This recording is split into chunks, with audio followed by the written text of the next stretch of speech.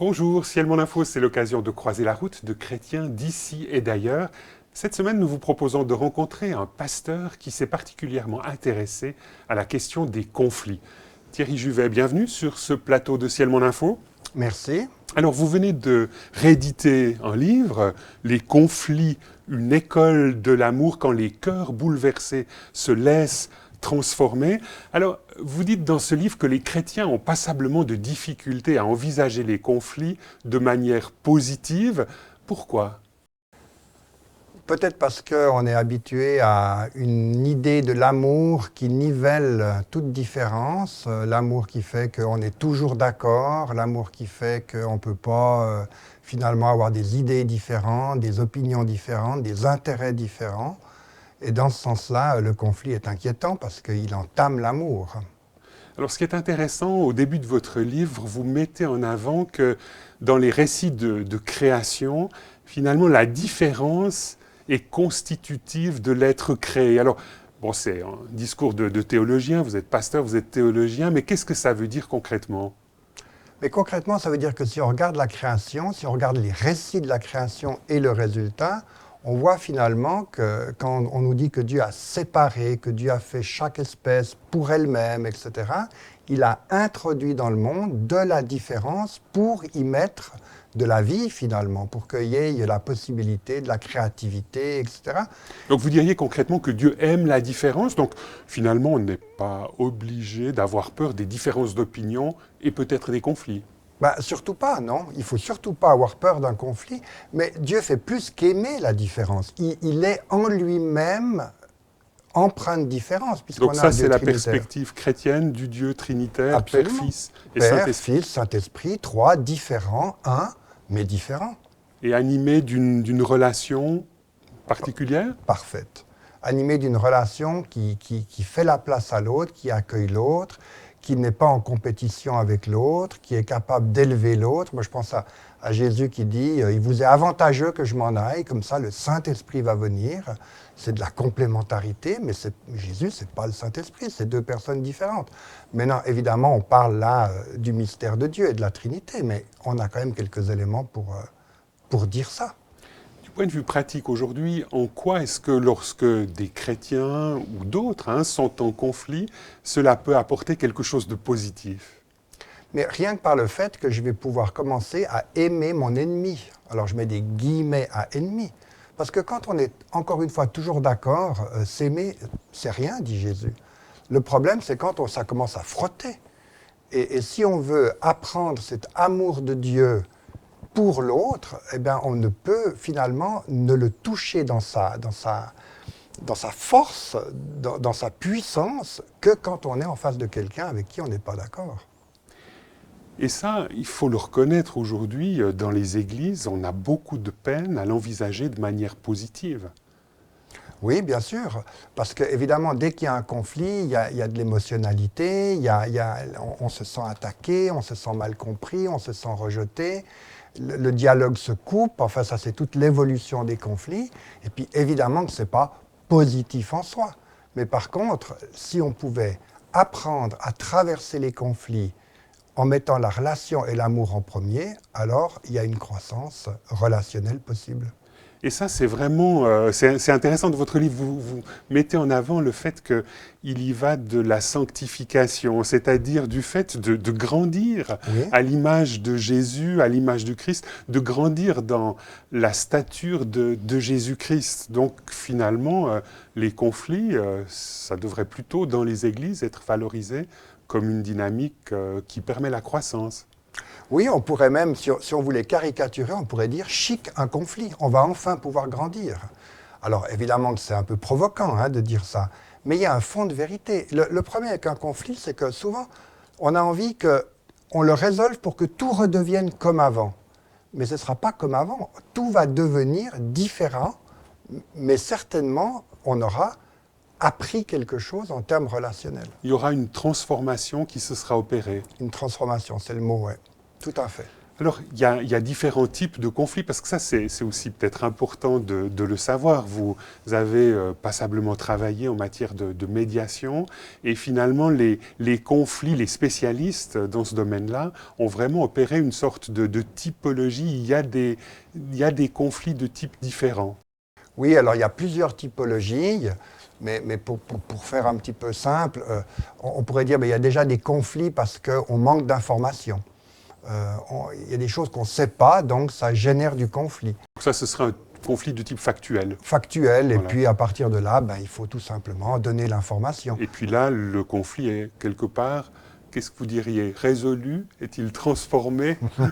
Ou en tout cas, les gens ont peut-être appris quelque chose sur l'importance de la communication. Alors déjà ça, et dans ce sens-là, c'est une transformation des personnes, tout à fait. Ouais. Donc un type de conflit, est-ce que vous en auriez d'autres? On peut parler des conflits d'intérêts, par exemple. Il peut arriver que moi, j'ai un intérêt qui n'est pas le même que le vôtre. Et puis, on doit quand même collaborer. Donc, à partir de là, on va entrer dans quelque chose de l'ordre d'abord d'être conscient de quel est mon intérêt et quel est son intérêt, comprendre l'intérêt de l'autre. Et puis, à partir de là, si on a décidé que la relation était prioritaire, eh ben, on va entrer dans, par exemple, de la négociation pour essayer de voir si on arrive à trouver un intérêt commun. Puis c'est là où c'est intéressant parce qu'il y a beaucoup de créativité. Le problème, c'est que la créativité, elle est souvent tuée par l'émotion. Donc finalement, les gens s'investissent trop affectivement et deviennent incapables de raisonner, vous diriez ça, de négocier de manière très concrète le fait qu'il y ait une différence. Ah oui, moi je trouve qu'il y a une nette régression quand les gens sont en conflit, quand l'émotionnalité est là. Moi, je trouve que les gens sont en régression au niveau cognitif, au niveau de la raison, au niveau affectif, à tous les niveaux, en fait. Vous avez parlé là de différents types de conflits, hein, la liste s'allonge. Vous avez aussi parlé de négociation. Il y a aussi la possibilité, lorsque le conflit est peut-être un petit peu plus dur, de recourir à un arbitrage. Oui, on pourrait recourir à un arbitrage. D'ailleurs, souvent les gens, ils confondent, ils font appel à un médiateur dans l'espoir que le médiateur va leur donner raison, ce qui ne sera pas le cas, mais enfin, voilà. Mais alors l'arbitrage a ceci de difficile, c'est qu'il faut apprendre à vivre avec le résultat de l'arbitrage ensuite. Parce que j'ai raison ou que j'ai tort, il va falloir que je continue à vivre avec ça. Surtout si on est en église. Et pas mal de gens ont des difficultés, quelque part reviennent constamment sur la décision qui a été prise par le médiateur. Par l'arbitre, en l'occurrence. Par l'arbitre, ouais. Donc oui, vous dissociez les deux. Oui, alors il faut dissocier les deux. Ça, oui, si j'ai eu tort, l'arbitre a tranché en faveur de l'autre, il faut que j'apprenne à vivre en ayant eu tort et ne pas revenir là-dessus et accepter l'arbitrage. Mais si j'ai eu raison, de la même manière, voilà. Je suis renforcé dans mon identité. J'ai eu raison, donc les gars, la prochaine fois, écoutez-moi, parce que, etc. Ce qui n'est pas du tout l'attitude à prendre. Donc l'arbitrage n'est pas si simple que ça non plus. Hein. Okay. Donc on a vu, dans une dynamique de conflit, il y a tout d'abord la négociation, il y a l'arbitrage, puis après, il y a la médiation. En tout cas, c'est comme ça que vous présentez cela dans votre livre. Donc la médiation, c'est là où vous-même, en tant que, entre guillemets, professionnel, vous intervenez? Oui, je mettrais simplement la médiation avant l'arbitrage. Hein. L'arbitrage, c'est vraiment au moment où il y a un tiers extérieur qui intervient et qui tranche. D'accord. La médiation, on a encore espoir de trouver Non, on a simplement l'espoir de trouver une solution ensemble. D'accord. On n'a pas encore besoin de quelqu'un qui tranche pour nous. Donc le médiateur, il va faire que favoriser le plus possible ce processus de trouver ensemble une solution. Et aujourd'hui, en tant que médiateur, vous avez du travail dans le milieu chrétien? Oui. Oui, il y a du travail dans le milieu chrétien, avec une grosse difficulté peut-être, alors je ne sais pas si c'est spécifique au milieu chrétien, mais souvent on fait appel au médiateur un peu tard. C'est-à-dire que le conflit s'est déjà cristallisé, durci, il y a déjà beaucoup de blessures et ça devient un peu plus compliqué que si on pouvait agir un peu en amont. Est-ce que vous avez l'impression aujourd'hui que les chrétiens sont suffisamment outillés pour gérer des frottements, comme vous disiez tout à l'heure, ou finalement des conflits? Moi, j'ai envie de dire non, mais d'autres me contrediraient. Parce que leur relation à Dieu ne suffit pas? Non, on est en fait dans la relation à l'autre. Et c'est là où c'est un petit peu compliqué. C'est-à-dire que là, dans les conflits, souvent, la relation à Dieu devient une espèce de refuge dans lequel je cherche auprès de Dieu le fait que j'ai raison. Alors évidemment, ça aide pas par rapport à rencontrer l'autre, par rapport à se dire mais qu'est-ce qu'il est en train de me dire, mais quel est son point de vue, enfin, ce travail d'aller un peu habiter ses baskets, si vous me permettez l'expression. Alors, vous avez développé ces dernières années passablement le concept de culture de l'honneur. Dans ce contexte-là, du conflit, des frottements, qu'apporte une telle culture de l'honneur? Ben, si la culture relationnelle qui prévaut dans un groupe est une culture justement où on a envie de comprendre l'autre, on voit l'intérêt de l'autre, on voit le point de vue de l'autre, on se parle en profondeur, on a l'habitude quand il y a une difficulté de la mettre sur la table et de la traiter, évidemment que quand il y a une difficulté plus grande qui peut devenir un conflit, on a déjà cet outillage et cette base de confiance, j'ai envie de dire même d'amour, mais d'amour vrai. On a cette base de respect qui va permettre plus facilement de pouvoir travailler le conflit. Et là, dans votre livre « Les conflits, une école de l'amour », en final, vous traitez de l'importance justement de se former en matière relationnelle. Dans ce contexte-là, l'amour agapé, prôné par le Christ, apporte quelque chose d'important?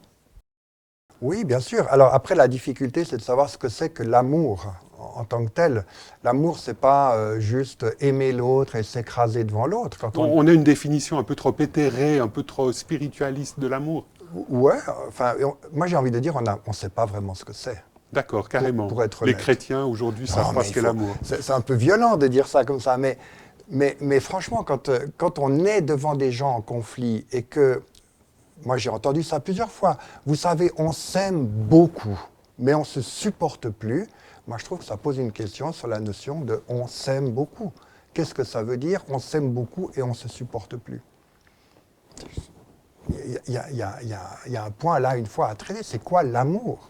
Donc là, l'amour serait perçu uniquement de manière, qu'est-ce qu'il faudrait dire, émotionnelle? Émotionnelle, et puis souvent, même je dirais, proche de la codépendance. Je l'aime beaucoup, donc je vais pas discuter de ce point qui pourrait gâcher notre si belle relation. Mais ce point-là, pendant ce temps, il bourronne, il pourrit, il fait mal dans le cœur, et puis tout d'un coup, il sort avec force. Et puis, les gens sont déboussolés parce qu'ils veulent sincèrement aimer l'autre, puis ils se rendent compte que ça ne joue plus, qu'il y a quelque chose qui ne fonctionne pas.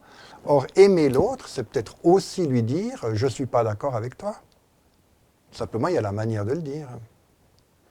Et là, de manière concrète, quelques pistes pour entrer dans cette qualité relationnelle qui quitte un amour un peu éthéré?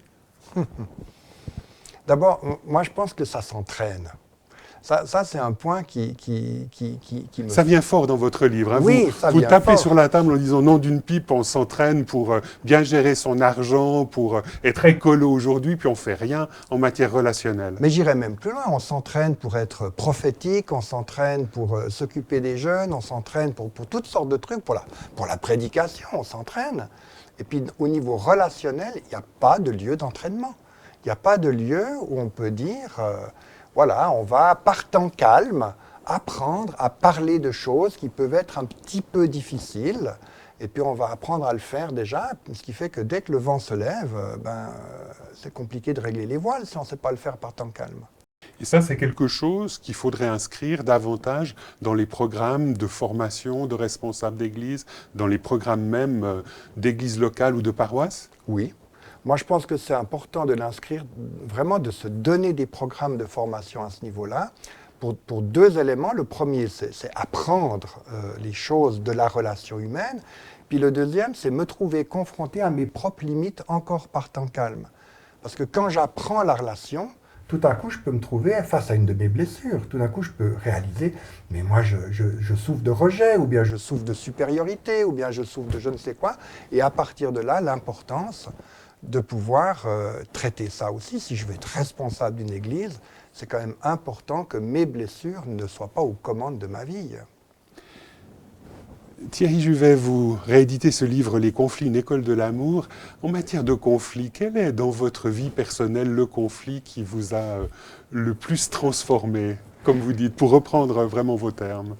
Mais alors, c'est une question très personnelle, et comme un conflit implique forcément d'autres personnes, je vais Donc pas vous dire... direz rien? Non, je ne vais pas rien dire. Je vais dire que j'ai vécu des conflits au niveau familial, par exemple, des conflits dans mon couple, des conflits avec mes enfants, desquels nous sommes ressortis plus forts, nous sommes ressortis avec une capacité de nous comprendre et de nous écouter différente.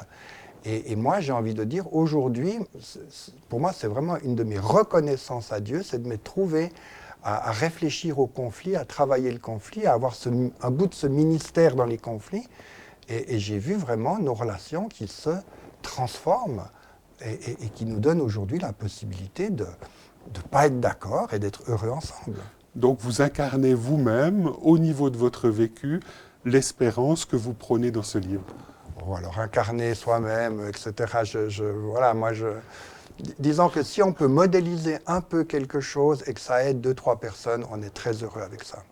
Thierry Juvet, merci beaucoup de nous avoir rejoints sur ce plateau pour parler de votre livre « Les conflits, une école de l'amour quand les cœurs bouleversés se laissent transformer ». C'est un livre que vous rééditez vous-même et qui est disponible dans les bonnes librairies évangéliques et sur les sites de commande de ces livres-là. Madame, Monsieur, nous espérons que cette émission vous aura intéressé. Au revoir et à bientôt.